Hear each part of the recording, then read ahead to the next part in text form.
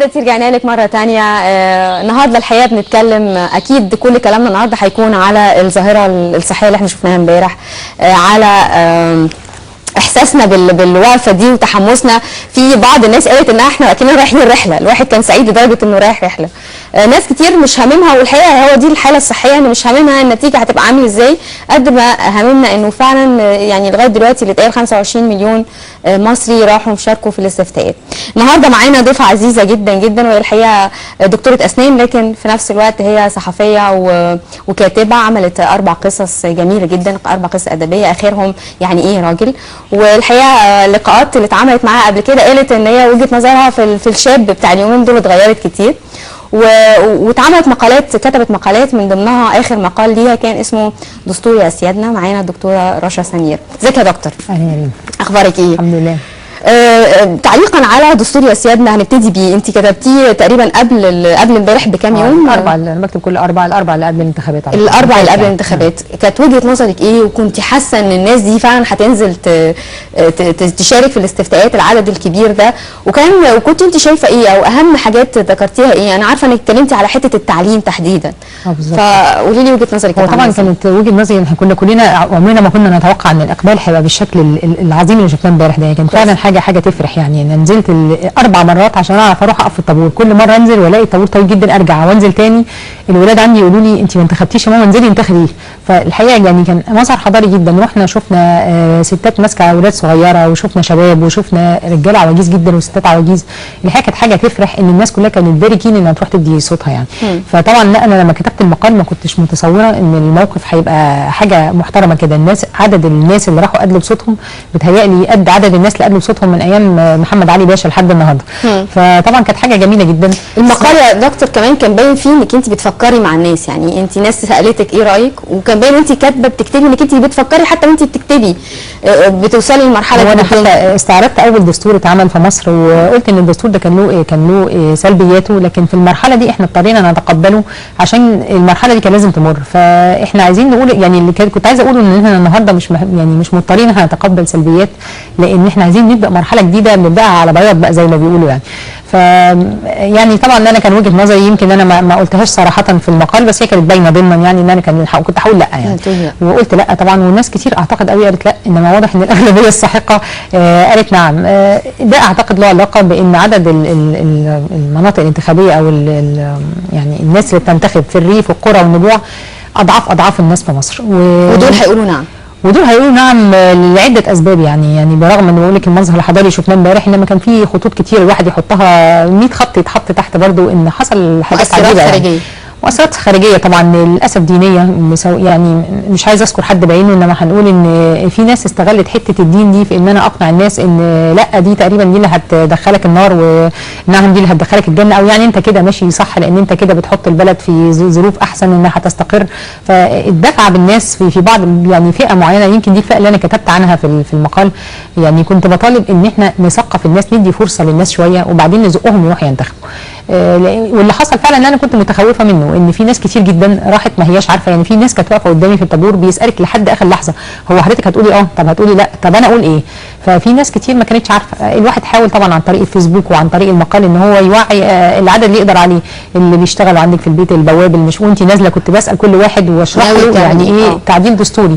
انما دول قد ايه من الناس اللي راحت انتخبت؟ دول طبعا نسبه لا تذكر يعني. الناس طب تقولي ايه يا دكتور للناس اللي هي لا هي عندها اي اهداف دينيه، او مش هو ده المؤثر الخارجي بتاعها، ولا كمان هي مثلا من الحزب الفلول ده الحزب، يعني يعني يقول لك لا انا عايز البلد تستقر، يعني دي الكلمه اللي بسمعها ومش عارفه الحقيقه ما لها علاقه ان الدستور يتغير خالص بالاستقرار. وجهه نظرك ايه في الموضوع؟ ما هو ده اللي انا بقوله، ان احنا كنا محتاجين الاول نوعي الناس قبل ما نزقهم ينزلوا ينتخبوا، لان زي ما حضرتك بتقولي كده لا دي ناس واعيه على فكره وناس مثقفه جدا. هو ايه علاقه الاستقرار بان الدستور؟ يعني احنا النهارده هنجيب رئيس جمهوريه نديله صلاحيات في ايديه بالهبل، ونرجع نقول له طب احنا اديناك الصلاحيات دي بس بعد اذنك بقى شيل منها كلها، شيل بقى من اللي معاك وعدل لنا الدستور. طب ما هو راجل معاه صلاحيات يعني. يعني انا مش بتشكك في اي حد هيمسك، ان شاء الله نتمنى ربنا يولي من يصلح يعني، لكن الكرسي له تداعياته، والكرسي برضه له زهوته، وغصبا عنه بيتلم حواليه الشله اياها اللي كانت موجوده قبل كده وتتحول لامبراطوريه تاني. فاحنا النهارده ليه اديله صلاحيات وارجع اقول له طب شيل منها او تعالى نقلصها؟ طب ما انا من الاول يعني احكمك الزمك بحاجه قانونيه، ومن خلال ده تقدر تتعامل حتى لو هو كويس، انما لما الزمه بشكل قانوني اكيد ده افضل من ان انا اسيب الدنيا سداح مداح كده. طيب هنفترض ان النتيجه طلعت النهارده نعم، هي شكلها هتطلع نعم. طيب نفترض، عايزين نقول ايه، انت من وجهه نظرك شايفه ايه اللي ممكن يحصل؟ ازاي ممكن فعلا في الفتره القليله دي لغايه انتخابات مجلس الشعب والشورى نعمل ايه عشان الناس دي تتوعى؟ لانه على فكره انا شايفه ان احنا عندنا حتى الناس البسيطه اللي ما بتعرفش تقرا وتكتب لكن عندها حته الاختيار، ما عدا حته الدين اللي لو دخلتيها للناس يقول لك لا ما تجادلش بقى، يعني ده دي على فكره يعني هي دي المشكله بس. لكن عندنا ناس واعيه جدا حتى لو ما بتعرفش تقرا وتكتب، بجد والله في ناس ذكيه وفي ناس واعيه، احنا مسمينهم ناس بسيطه لكن هم يعني زي تقولي يلفونا ويرجعونا. ما هم دول الناس اللي نزلت من الساعه 8 الصبح عشان تقف تنتخب، في الحقيقه دي حاجه تحترم يعني جدا. انما لما اسيب الناس بقى تتكلم في ميكروفونات في الجوامع وتقول للناس لا انت لازم تروح تقول نعم عشان البلد تستقر وعشان ده ضد الدين وعشان انت كده، لا طبعا ده كلام مرفوض. فلازم اولا يبقى في رقابه على الناس اللي بتتكلم في الجوامع، يعني مش لازم، يعني ما ينفعش ان انا كاعلاميه ما ينفعش اقول للناس لا قول كذا، يعني انا حتى في المقال ما قلتش انا هقول كذا عشان الناس تعمل زيي. انت لو شفتي الاعلان اللي عاملينه الممثلين الاجانب اللي موجود على الفيسبوك ازاي بيقنعوا الناس تيجي تقول تفوت، ما بيقولكيش قولي لا، بيقول لك فوت جو فوت. ده في حد ذاته اصلا فانا المفروض ابقى حيادي. فالشيخ بتاع الجامع والقسيس في الكنيسه يعني كل واحد فيهم ما ينفعش ان انا اقول للناس اعمل كذا، بالعكس انا يعني ده دورهم اكبر من كده بكتير، دورهم ان انت توعي الناس. المثقفين والمتعلمين بدل ما يرجعوا لميدان التحرير ويقفوا يعملوا مظاهرات او يقفوا يتكاتلوا عشان مطالب شخصيه، طب ما احنا افضل من ده انزل القرى وانزل النجوع واخد فئه من دكاتره الجامعه ومن الدكاتره ومن الناس المحترمه والناس اللي بتفهم والاعلاميين، انزلوا القرى والنجوع وعوا الناس، فهموهم ان ده ملوش علاقه بالدين، فهموهم الصح. على فكره يا دكتور اتعملت على ما اعتقد كده في بعض اللجان اتعملت انها تعمل توعيه، بس هي يمكن عددها قليل، وعلى ما اعتقد كمان الاعلام عليه دور كبير، مش بس في انه عمل الحقيقه دور انه عمل اعلانات على الاستفتاء وايه نوعيه الاستفتاء وايه اللي هيحصل وايه البنود بتاعه الاستفتاء وكله، لكن انا بقول توعيه اللي هي احنا بنسميها المناظرات بالظبط. يعني ده طبعا ده كلام صح تماما يعني، بس لازم ازود ده شويه. حضرتك بتقولي تعمل جروبس، تعمل جروبس على الفيسبوك وفي ناس، بس هو كام واحد يعني اللي بنتكلم في فئه ما عندهاش فيسبوك وما عندهاش لابتوبات، يعني برضه احنا بنتكلم في فئه ما زلنا بنخاطب الفئه المثقفه، انما احنا عايزين ننزل للناس دي في بيوتها ونفهمهم ان انت النهارده لما توافق على التعديلات الدستوريه بشكل محترم وان الدستور يتغير انت اول واحد هتستفاد. فيعني انا برضه يعني عايزه اقول كلمه في الحته دي، ان لما للاسف حصل غياب للدوله المدنيه في مصر ظهرت المؤسسه الدينيه. يعني المفروض يبقى في الدوله المدنيه ان انا اوفر للبني ادم ده انه يسكن كويس وياكل كويس ويبقى عايش عيشه كريمه، فبالتالي لما اجي اطلع له 20 جنيه ولا اجي اعمل له اي اغراءات ماديه مش هتفرق معايا ان هو الحمد لله عايش عيشه كويسه. فيبقى احنا يعني انا مش الحمد لله احنا ما شفناش ده في الانتخابات دي الحمد لله يعني، او بشكل بسيط يعني عشان نبقى حياديه، بس احنا الاول نوفر للناس دوله مدنيه بحيث ان اقدر اتدخل واوقف الدوله الدينيه اللي بدات تنتشر بشكل فظيع. مش عيب ان البلد تبقى بيحكمها دين، ومش عيب ان كل واحد يبقى متدين، ده مش عيب، ومش عيب ان فئه زي الاخوان المسلمين يبقى لهم حزب وينزلوا، ومن الاخوه المسيحيين يبقى لهم حزب وينزلوا، انما ما ينفعش ان انا اثر على حد بالطريقه الاجباريه ده ان روح قول كذا، دول بيقول لك روح قول كذا وده بيقول لا، ما ينفعش ان انا اوجه الناس بالطريقه دي. بالعكس المفروض يبقى دوري محترم عن كده كتير جدا. يعني المفروض ان فعلا التوعيه تبدا من المساجد ومن الكنائس ومن الناس المتعلمين ناحيه الناس البسطاء دي يعني. نرجع لكتابك بقى الاخير، والحقيقه المفكر والعالم مصطفى محمود لما سالوه ايه رايك في البيتلز قال لهم المسخ ولا الحقيقيين، يعني البيتلز الفرقه البيتلز دول ولا اللي بيقلدوا البيتلز بالشكل الخارجي. والحقيقه كان جملته على قد ما كان ردها بسيطه على قد ما هي بتعلمنا ان احنا ما بنحكمش من الظاهر، انه مش عشان هم عاملين كده يبقى معناه ان هم ما بيقدموش فن او هم كل حاجه بنشطب عليه. اللي بيقلدوهم هم اللي مسخ، اللي بيقلدوا الشكل وسايبين المضمون. فاحنا كنا دايما وكلنا الحقيقه مش انتي بس كنا بنحكم على الشباب من شكله الخارجي، ان عاده ان الباب بتاعك اللي بيخليني احكم عليكي هو شكلك الخارجي. لكن طبعا ان الحكايه دي حساباتنا احنا اتضح انها غلط. لكن انت لو هل في لما بتقري دلوقتي قصه او بتبصي عليها تاني في اوقات تقولي لا انا كان يعني دلوقتي ما ينفعش الكلمتين دول يتقروا مثلا، لا عايزه اغير الحته دي مثلا، ولا بتفكري في اللي جاي هتعملي ايه؟ والله هو يمكن القصه الاخيره يعني وانا كنت هاجمت الشباب بشكل عنيف جدا، لان بجد احنا كلنا كنا فاقدين الامل في الشباب تماما، يعني ما حدش كان يتصور. شوفي قصتك اللي اثرت فيها. انا بتهيألي كده هي القصه دي سبب قيام الثوره اللي قبلها على طول. فاحنا كلنا كنا فاقدين الثقه في الشباب، يعني كان الشباب قاعدين على النت طول النهار، بنشوفهم في الكافيهات عاملين مناظر غريبه جدا وما لهمش اي دور في الحياه خالص.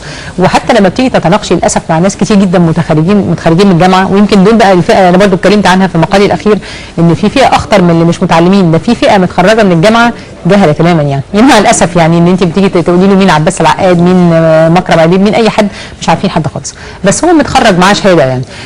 فللاسف دي فئه اخطر من اللي مش متعلمين. فالحقيقه كان الواحد بيبص للشباب دول على ان يعني هل دول ممكن ازاي، يعني ازاي ده يفتح مش هقول لك يشيل دوله ولا ينهض بدوله، لا يفتح بيت ازاي.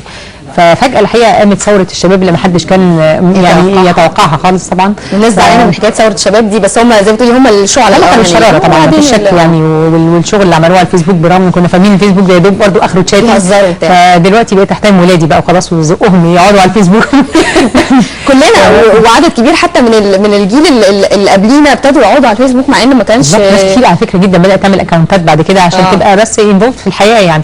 ففعلا الواحد انا نفسي يعني انا يعني الفئه اللي كنت بتكلم عنها هي مش هنكر انها مش موجوده، لا في طبعا فئه ما لهاش علاقه بحاجه خالص، يعني مجرد انه برضه ما زال ولسه ما زالوا ما هم يعني في منهم فئه كبيره اللي راح قالوا نعم عشان يستقروا ويرجعوا على الكافيهات برضه. انما الحقيقه في فئه طبعا انفولد في الحياه بشكل كويس جدا، وهم بينوا لنا قد ايه هم يعني لا هم عملوا ثوره انتفاضه يعني. فانا غيرت رايي، قلت لا انا لو رجعت كنت هخف عليهم شويه التقطيع في الكتاب يعني، لان انا كنت بقول الحقيقه مش يعني انا بشوف شباب في الشارع مش متخيل ان يمكن يجي يتقدم لبنتي او ده اقبله عريس او يعني شكله، طب بلاش يقوم ببيت. انا حاسه ان هو حتى ما ينفعش انه يعني ازاي هينهضوا بالبلد اذا كان الشباب حالهم بقى يعني زي ما احنا شايفين كده مسطحين فكريا خالص يعني، بس ثبتوا لنا عكس كده.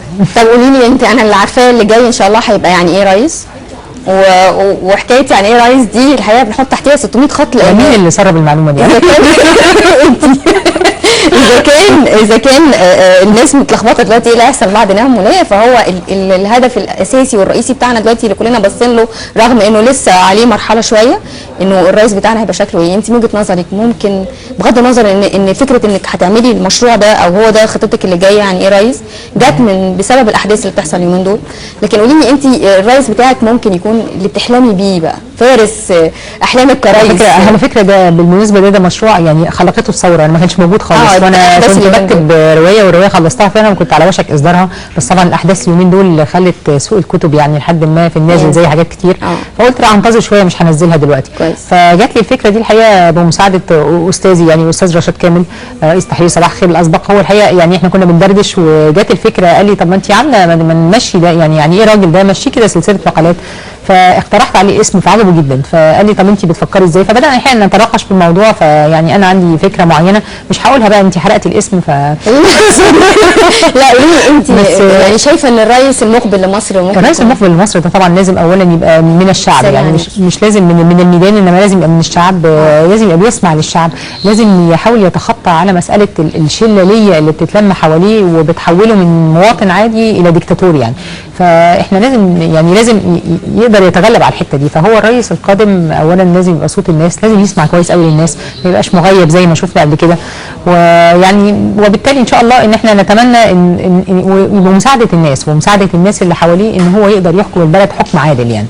فكل ما نتمناه ان الناس الدستور برضه اللي هيقرر الحكايه دي اذا كان ليه هو الصلاحيات، هي ال 14 صلاحيه اللي طبعا هو لازم الصلاحيات دي تتقلص، مش معقول يبقى بيتحكم في كل حاجه، برلمان مجلس شعب وزراء البلد، يعني مش معقول حتى مكتبه اسكندريه، يعني لازم نقلص شويه الصلاحيات. عموما احنا مستنيين المشروع اللي جاي ده بفارغ الصبر وعايزين ننزل بدري قبل ما نختار عشان ده اكيد هيأثر علينا.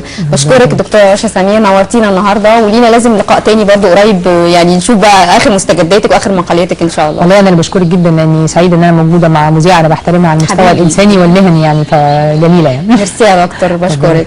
هنروح لفاصل وهنرجع تاني نكمل مع سالي والصالون ونحو حياه افضل.